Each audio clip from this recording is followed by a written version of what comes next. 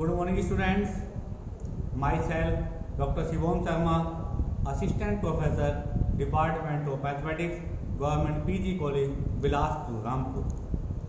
Today our topic is role of a teacher in inculcating value education. अस्तो माँ सद्गमय तमसो माँ ज्योतिर्गमय। हे ईश्वर, हमें असत्य से सत्य की ओर ले जाओ तथा अंधकार से उजाले की ओर ले जाओ।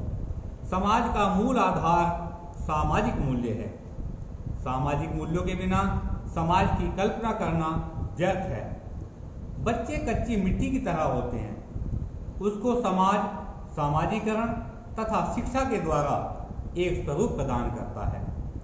आजकल की शिक्षा व्यवस्था में इंफॉर्मेशन, विज्ञान तथा तकनीक जानकारी को प्राथमिकता दी जा रही है, जिसके द्वारा बच्चा नौकरी के बाजार में अच्छा स्थान प्राप्त कर सकता है तथा अच्छा पैसा भी कमा सकता है।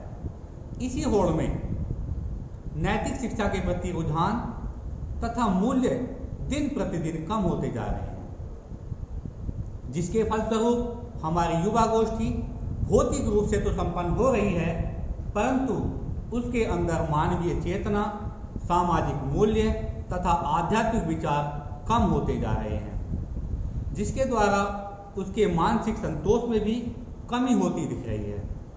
परिवार में तथा समाज में सामाजिक संपर्क भी तनावपूर्ण होते नजर आ रहे हैं। अतः एक स्वस्थ समाज का गठन तभी हो सकता है जहां हमारी शिक्षा व्यवस्था वैज्ञानिक तकनीक तथा प्रौद्योगिक ज्ञान के साथ साथ नैतिक तथा सामाजिक मूल्यों को छात्र छात्राओं के मस्तिष्क में अंतरीकरण कराएं, जिसके द्वारा हमारे देश की नई पीढ़ी एक मानव संपदा के रूप में प्रस्तुत हो सके तथा देश को एक संपन्न तथा स्वस्थ देश बनाया जा सके। इससे शिक्षक की जो भूमिका वो अत्यंत महत्वपूर्ण है। क्योंकि शिक्षक अपनी वाणी तथा व्यवहार से छात्र छात्राओं के सम्मुख एक आदर्श प्रस्तुत करते हुए भविष्य के सफल तथा स्वस्थ नागरिक बनाता है। इस हेतु समाज में शिक्षक के सम्मान तथा प्रतिष्ठा को बनाना अत्यंत महत्वपूर्ण है। समाज ही एक स्वस्थ तथा संपन्न समाज को गठन करने के में अहम भूमिका रखता है, तो वो शिक्षक है। हमारे पूर्व राष्ट्रपति डॉक्टर अब्दुल कलाम ने अपनी आत्मजीवनी द विंग्स ऑफ फायर में अपने स्कूल में जो शिक्षक थे उनको अपनी सफलता का श्रेय प्रदान किया है तथा अपने शिक्षकों के प्रति सम्मान व्यक्त किया है। नई पीढ़ी के चरित्र के गठन में शिक्षक की भूमिका अत्यंत महत्वपूर्ण है।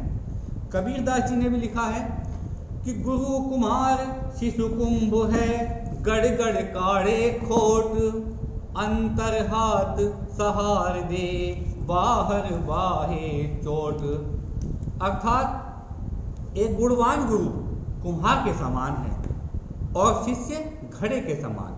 जिस प्रकार एक कुम्हार अच्छे घड़े के निर्माण के लिए अंदर से हाथ का सहारा देकर ऊपर से बार बार पीटता है और उसमें जो मिट्टी बची हुई होती है उसको बाहर निकाल देता है, इसी प्रकार एक गुणवान गुरु अपने शिष्य में अच्छे जीवन मूल्यों को विकसित कर देता है और उसमें जो बुराइयां होती हैं उनको बाहर निकाल देता है। अतः यह आवश्यक है कि शिक्षा के माध्यम से छात्र छात्राओं को मूल्यों की शिक्षा दी जाए और यह आवश्यक रूप से सिखाया जाए कि शिक्षा प्राप्त करके वही व्यक्ति समाज में स्थान पा सकता है जो मूल्यों के प्रति अपनी आस्था तथा विश्वास कायम करे। सन 1950 में जब भारतीय संविधान का गणतंत्रीय रूप आया तो उसमें मूल्यों की चर्चा की गई। भारतीय गणराज्यों को मूल्यों पर आधारित धर्मनिरपेक्ष स्थिति के साथ में भी प्रजातांत्रिक मूल्यों का विकास आवश्यक बताया गया और 1948 से 1949 में डॉक्टर राधाकृष्णन की अध्यक्षता में विश्वविद्यालय शिक्षा आयोग का गठन किया गया। उसमें निम्न प्रकार का अनुशंसा की गई कि सभी शिक्षक संस्थाओं में 2 मिनट शांत अवस्था में रहने के बाद प्रार्थना सभाओं का आयोजन किया जाए।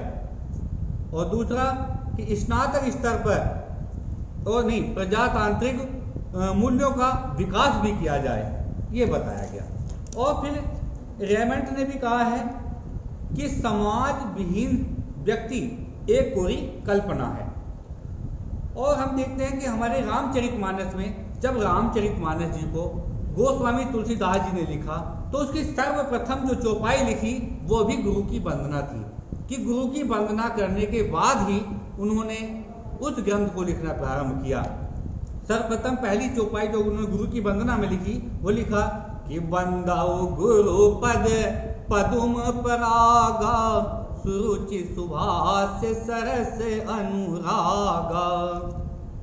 और कबीरदास जी ने भी कहा है कि गुरु गोविंद दो खड़े काके लागो पाए बलिहारी गुरु आपने गोविंद दियो बताए, कि एक मूल्य परक शिक्षक अपने शिष्य को ईश्वर के दर्शन करा सकता है।